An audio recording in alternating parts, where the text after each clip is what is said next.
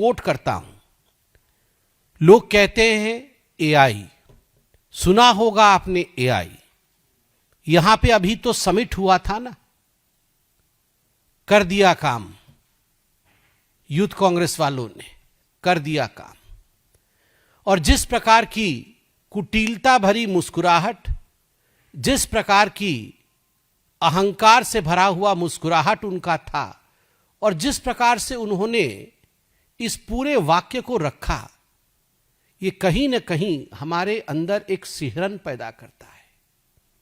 हमने कुछ दिनों पहले देखा था जब भारत मंडपम में वर्ल्ड एआई समिट हुआ था, जिसमें पूरे देश के कई राष्ट्राध्यक्ष आए थे, जिसमें पूरे विश्व के कई राष्ट्राध्यक्ष आए थे और पूरे विश्व के रिप्रेजेंटेटिव्स, मिनिस्टर्स इत्यादि का आगमन हुआ था।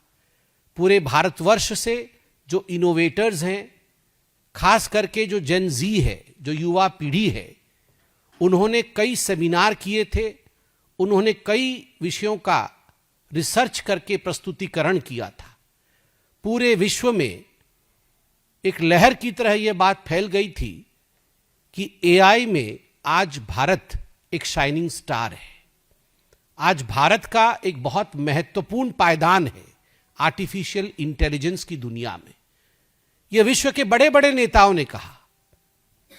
मगर उस समय जब यह इंटरनेशनल कॉन्फ्रेंस चल रहा था, यूथ कांग्रेस के कुछ लीडर्स, जो यूथ कांग्रेस के बड़े लीडर्स थे, कपड़े उतार करके भारत के खिलाफ जिस प्रकार का प्रदर्शन विश्व के दरबार के सामने किया था, उस समय भी भारतीय जनता पार्टी ने बड़े स्पष्टता के साथ कहा था कि यह जो प्रदर्शन, नग्न प्रदर्शन किया गया, जिसके लिए हमने कहा था topless, brainless and shameless protest by the Congress party, यह कोई संयोग नहीं था, यह एक प्रयोग था। उस समय भी बीजेपी ने स्पष्ट किया था कि हम बिल्कुल स्पष्टतः कह सकते हैं कि इसके आर्किटेक्ट और डिजाइनर स्वयं राहुल गांधी थे, और राहुल गांधी के निवास स्थान पर ही इसका डिजाइन हुआ था। कल स्वयं राहुल गांधी ने इसे एक्सेप्ट किया कि हां, हमने काम कर दिया। और जिस प्रकार से एक गद्दार हंसता है जब उसके खुद के देश के ऊपर वार होती है, उसके खुद के देश के पीठ पर कोई छुरा भोंकता है, तो वो जो मीर जाफर की हंसी होती है, राहुल गांधी के चेहरे पर वही मीर जाफर की हंसी कल नजर आ रही थी।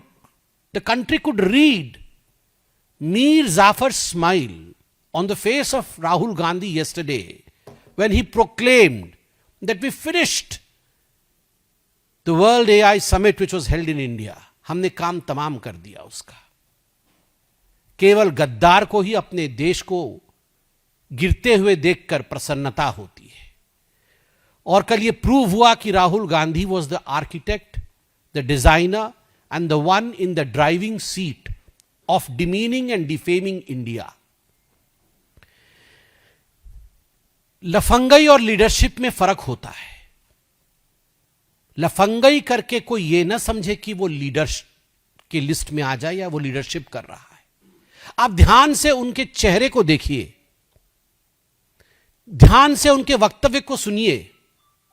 जिस प्रकार से उन्होंने वो प्रस्तुतिकरण किया है, जो भाषण रखा है, मुझे तो बड़ा आश्चर्य लग रहा है कि स्कूल के बच्चों की जो लड़ाई होती है, उस प्रकार की एक देश के विरोध में प्रदर्शन करने का प्रस्तुतिकरण राहुल गांधी ने किया है। और यह पहली बार नहीं है, और यह केवल राहुल गांधी के घर में डिजाइन नहीं हुआ है, यह सोरोस की गैरेज से निकल करके राहुल गांधी के घर तक आया है। यही वो राहुल गांधी है जो विदेशों में जाकर कहते हैं कि भारत की डेमोक्रेसी खतरे में है, यह यूनाइटेड स्टेट्स और यूरोप की कंट्री क्या कर रही है, वो भारत को सबक क्यों नहीं सिखा रही है। यही वो राहुल गांधी है जो भारत सरकार को मुस्लिम ब्रदरहुड के साथ कंपेयर करते हैं। यही वो राहुल गांधी है जो कहते हैं कि आदिवासी, दलित और मुस्लिम जो हिंदुस्तान के हैं, उनकी हालत आज सीरिया जैसी हो गई है, हो सकता है ये आदिवासी, दलित और मुस्लिम मिलकर आईएस जैसा संगठन बना ले भारतवर्ष में, यही वो राहुल गांधी है। ये सब वेल थॉट आउट प्लान है, ये एक डिजाइन है देश को नीचा दिखाने का। मगर राहुल गांधी जी, आप लाख प्रयास कर ले देश को नीचे दिखाने का, यह देश झुकने वाला नहीं है, यह देश आगे ही बढ़ेगा। मुझे बड़े दुख के साथ कहना पड़ रहा है, न लिहाज है न तमीज है, मगर अपने आप को एलओपी कहते हैं। मैं कल देख रहा था, ये ट्रैक सूट पहनकर पार्लियामेंट जाते हैं और जिस प्रकार भाषण दे के कहते हैं कि काम कर दिया मैंने एआई समिट का, देश का नाम बदनाम कर दिया, और मुस्कुराते हैं। He should be reminded of the fact that he does not deserve to be the LOP of India. Thank you, friends. If you have any other question, please go ahead.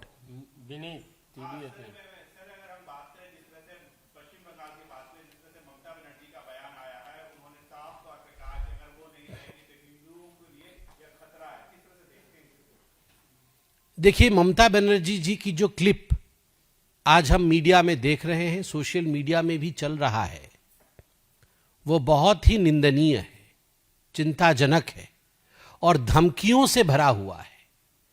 Mamata Banerjee जी का कहना कि मैं सरकार में हूं, हमारी सरकार है तो आप सुरक्षित है, अगर मैं हट जाऊं एक सेकंड के लिए तो एक कम्युनिटी आपको घेर करके सेकंडों में समाप्त कर देगी।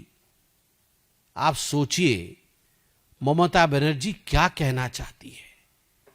मतलब वो स्वीकार कर रही है कि तुष्टीकरण के उस लेवल तक उन्होंने एक कम्युनिटी को पहुंचाया है।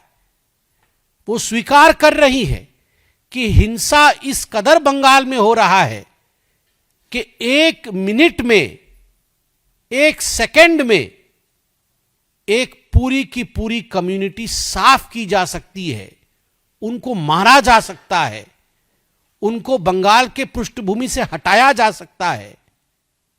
आप सोचिए, एक कुर्सी पे बैठी हुई मुख्यमंत्री अगर एक धर्म के लिए इस प्रकार की सोच रख रही है कि यह धर्म विशेष के लोग कापुरुष हैं और इनको मार दिया जाएगा, केवल मैं ही शील्ड हूं, तो ये ठीक उसी प्रकार का बयान है जैसे अकबरुद्दीन ओवैसी ने कहा था कि 15 सेकंड के लिए पुलिस हटा के देखो, 15 मिनट के लिए पुलिस हटा के देखो, फिर हिंदुओं का क्या होगा आप जान जाएंगे।